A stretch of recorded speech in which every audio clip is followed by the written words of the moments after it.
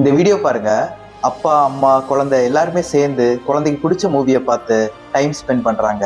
பார்க்கவே அவ்வளோ நல்லா இருக்கு.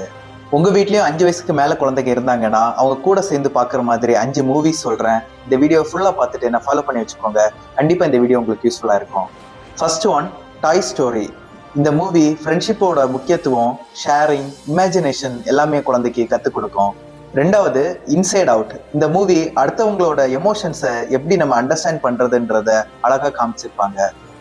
மூணாவது, ஃபைண்டிங் நீமோ.